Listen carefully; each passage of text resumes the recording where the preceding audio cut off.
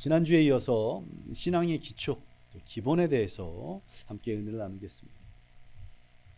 우리가 신앙생활을 하는 데 있어서 가장 기본이 되는 것은 무엇이겠습니까? 가장 첫걸음이라고 할 수 있는 것은 무엇일까요? 가장 기본, 맞습니다. 가장 먼저 가장 그 시작이 되는 것은 무엇이냐면 교회로 발걸음을 내딛어서 예배를 드리는 것.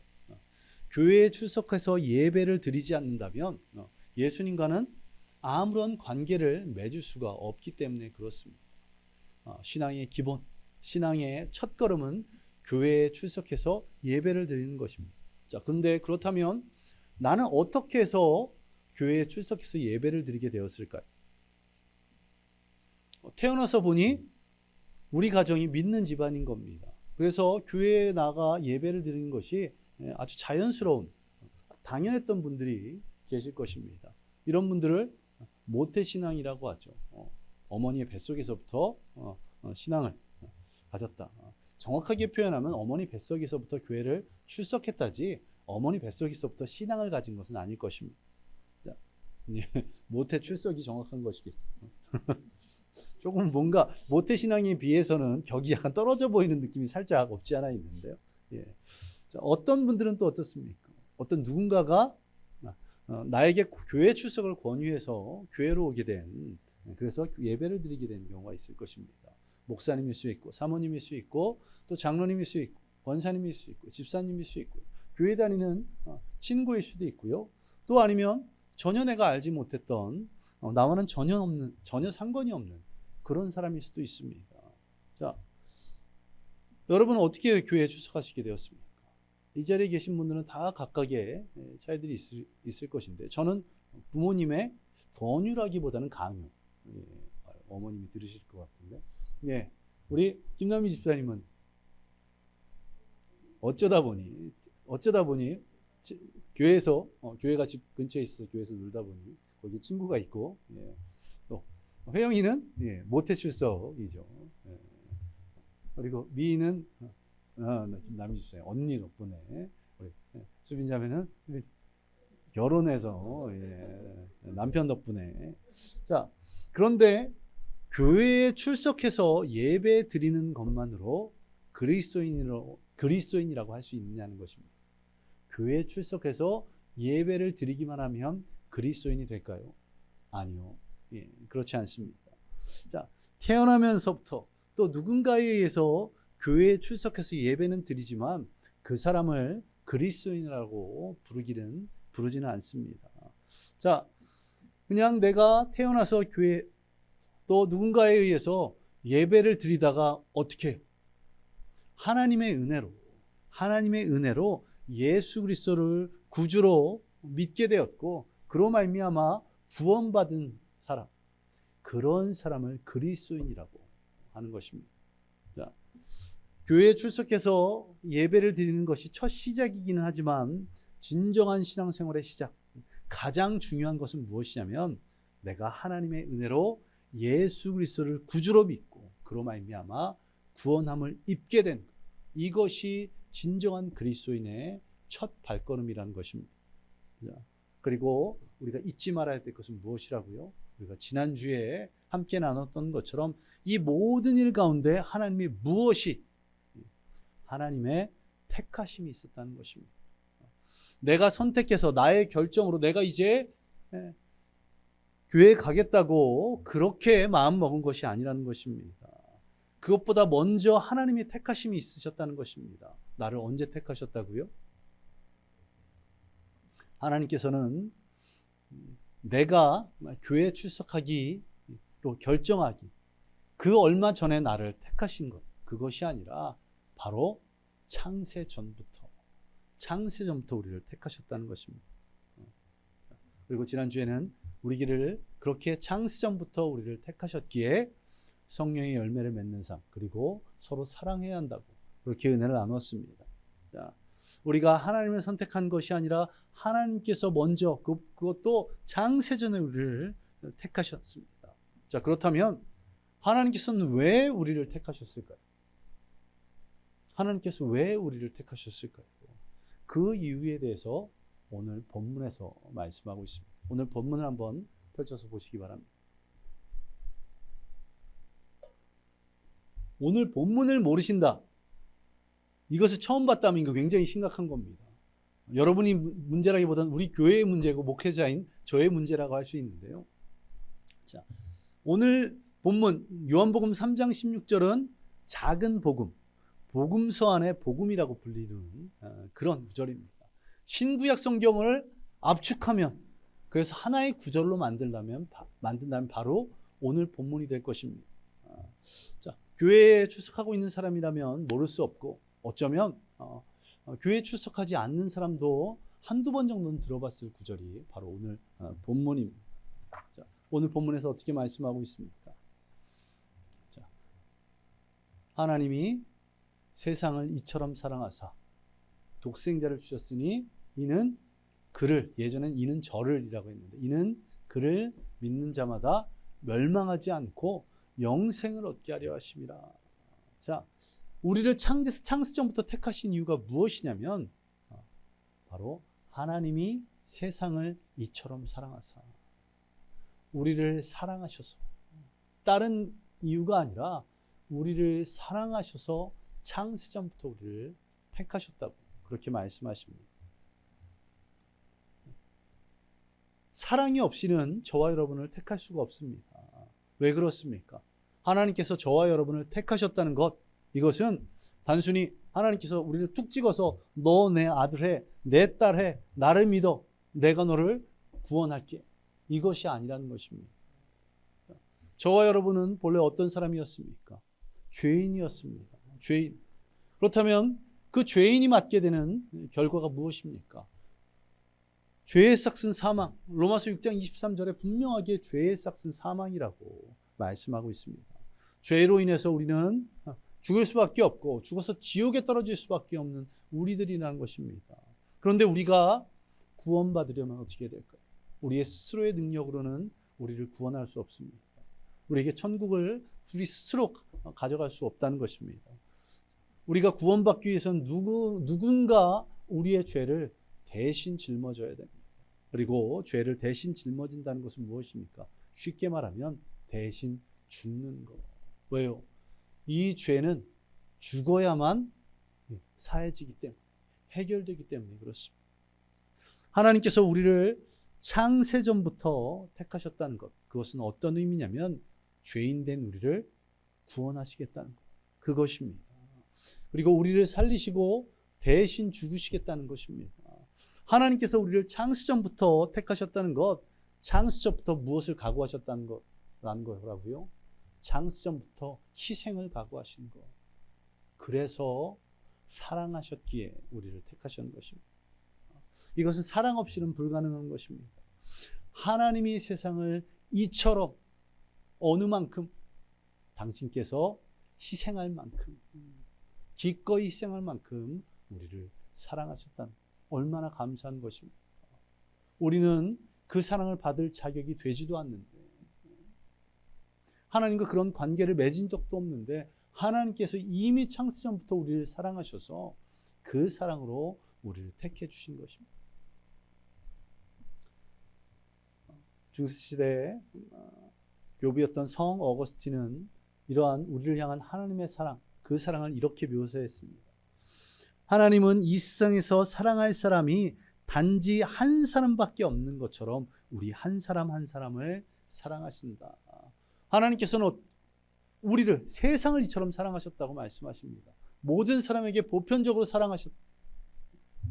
이 세상에 대한 부분들은 보다 깊이 말씀할 기회가 다시 한번 있겠는데요. 오늘 그것까지 하게 되면 너무 길어지기 때문에 우선은 넘어가서, 자, 하나님이 이 세상을 사랑하셨는데 그 사랑이 그냥 세상을 사랑해 그 정도가 아니라 한 사람 한 사람을 세상에 단 한 명 있는 것처럼, 세상에 단 한 명 있는 것처럼. 여기 부부들이 계신데 남편은 아내를, 아내는 남편을 사랑하십니까? 네, 아멘. 이게 나와야 돼요. 왜? 아니, 그게 아니라 왜 사랑하나? 사랑하니까. 예.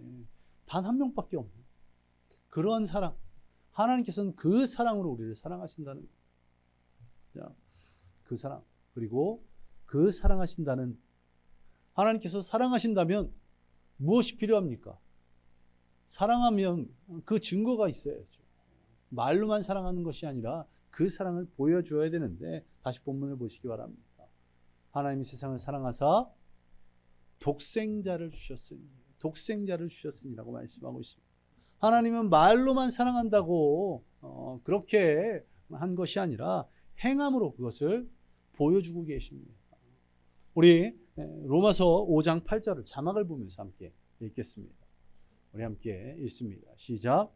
우리가 아직 죄인 되었을 때에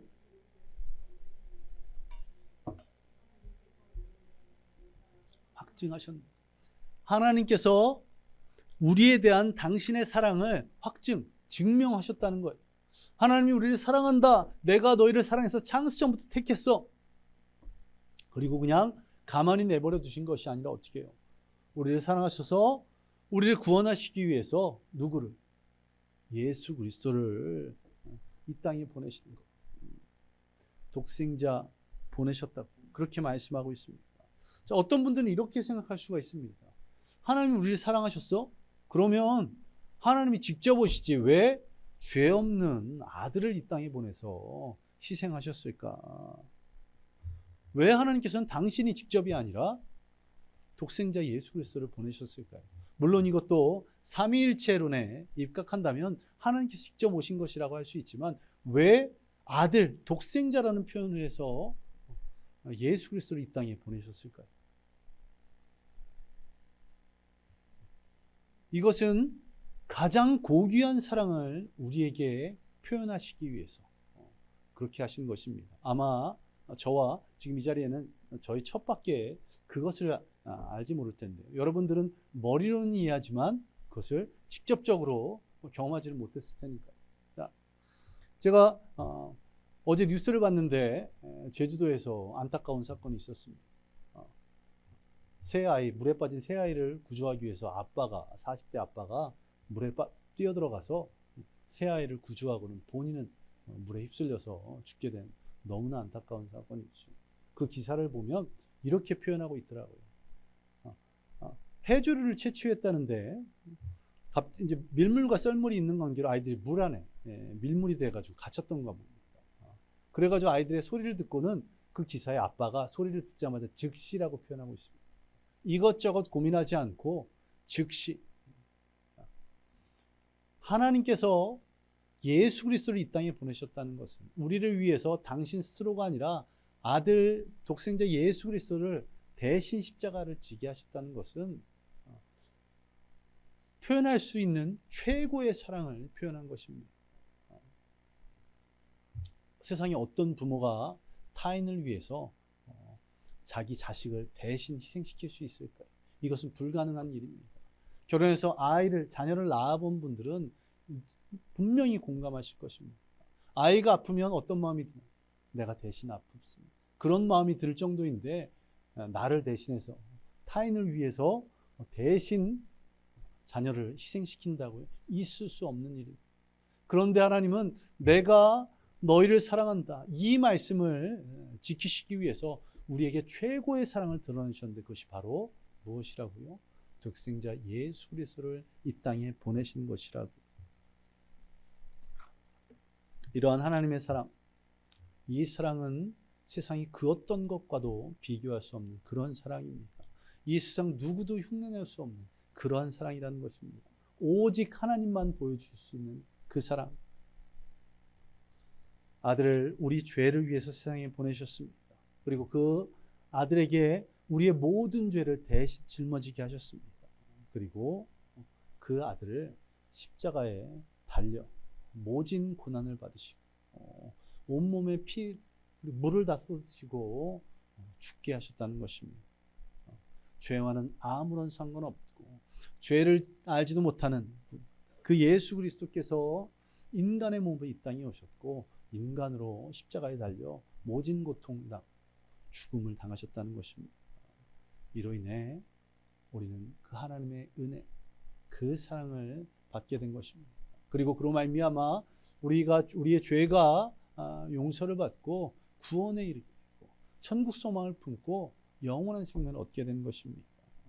이러한 하나님의 은혜, 예수 그리스도의 십자가 사랑을 감사하시기 바랍니다.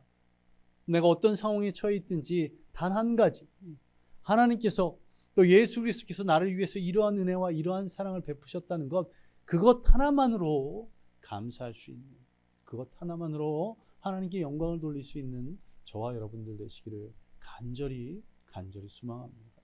나를 위해 최고의 사랑, 세상에 어디도 찾아볼 수 없는 그러한 사랑을 베푸신 분, 그분이 바로 하나님이시라는 것, 그것을 잊지 않는 저와 여러분 되시기를 간절히 소망합니다.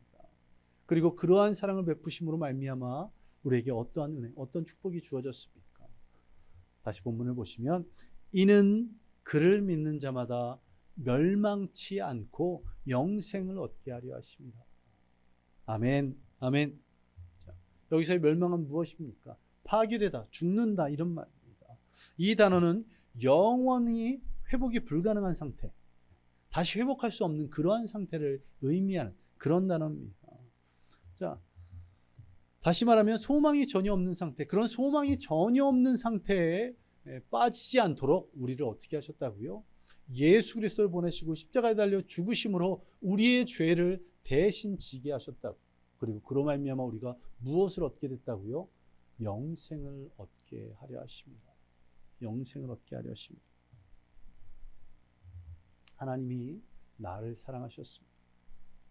그 사랑을 받을 자격이 없음에도 불구하고 나 같은 자를 사랑하셨습니다.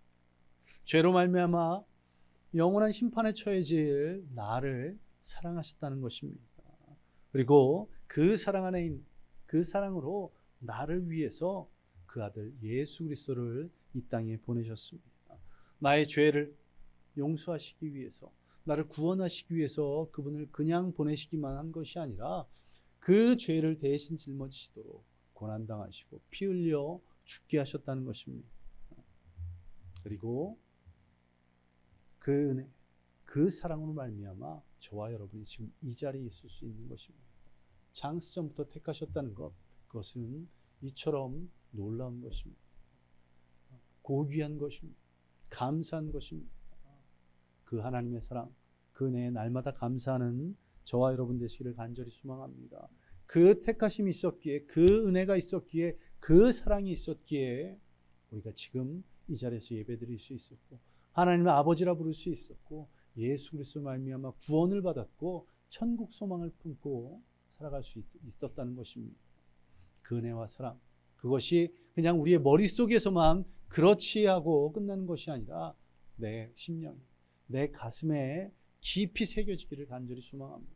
그래서 내가 어떤 상황, 어떤 환경에 처해 있든지 그 하나님의 은혜, 하나님의 사랑만 생각하면 감사가 흘러나오는, 기쁨이 가득한, 하나님께 영광을 올릴 줄 아는 저와 여러분들 되시기를 간절히 소망합니다.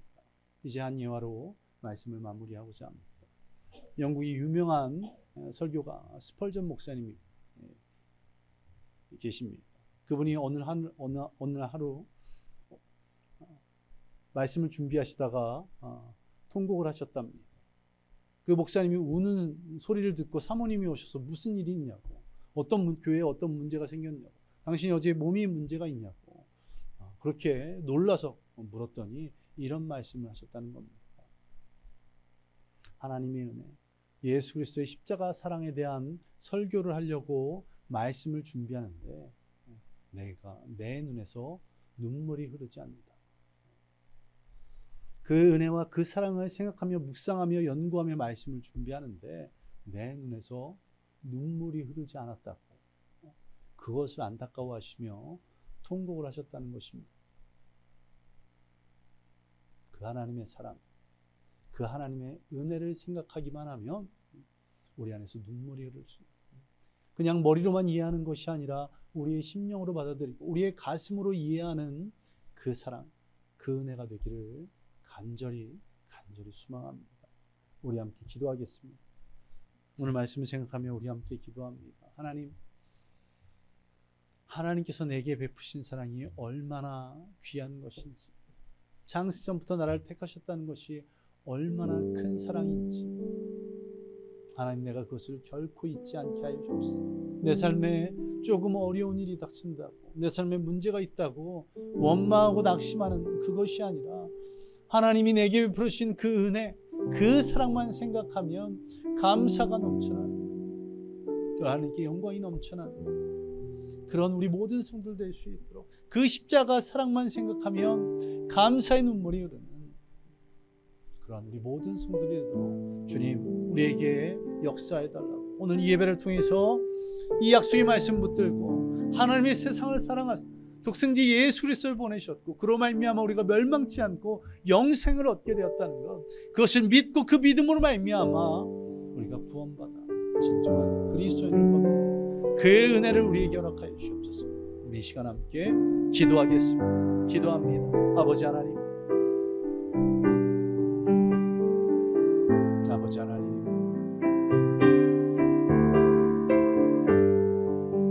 그 사랑이 얼마나 감사합니다. 그 사랑이 얼마나 감사합니다. 얼마나 감사한 것입니다.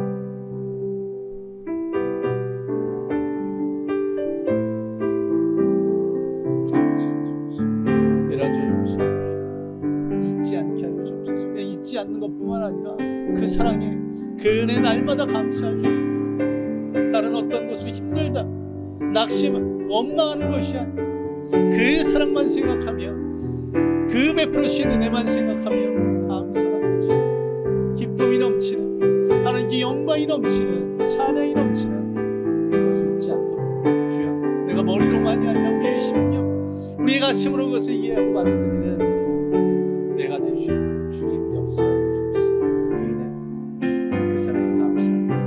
우리 가운데 역사하시고 우리 가운데 은혜 베풀어 주시며 주님 감사합니다. 예수님 이름으로 기도드립니다. 아멘.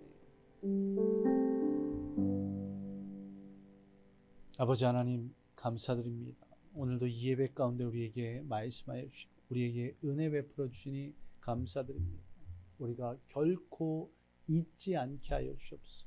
하나님께서 내게 베풀어 주신 사랑이 얼마나 귀한 것인지, 얼마나 감사한 것인지, 얼마나 큰 은혜인지를 절대 잊지 않게 하여 주시고, 나를 창세 전부터 택하시고, 그리고 그 택하신 그것이 얼마나 큰 사랑인지를, 그로 말미암아 예수 그리스도께서 이 땅에 보냄을 받았고 나를 위해 십자가를 지시고 죽으셨다는 것, 그것이 믿어짐으로 말미암아 우리가 구원을 얻고, 그로 말미암아 영원한 생명을, 진정한 그리스도인들, 그 은혜, 그 사랑을 오늘도 경험하게 하여 주시고, 그리고 그 은혜와 그 사랑만으로 날마다 감사하며 사랑하는 우리 모든 성도들 되도록 주여 인도하여 주시옵소서. 삶의 순간마다 그 은혜와 그 사랑, 그것이 떠오르고, 그것을 통해서 어떤 어려움, 어떤 고난, 어떤 아픔이 있을지라도 우리가 원망치 않고 낙심하고 넘어지지 않고 감사와 찬양이, 또 하나님을 향한 영광이 늘 넘쳐오르는 우리 모든 성도들 되도록 주여 인도하여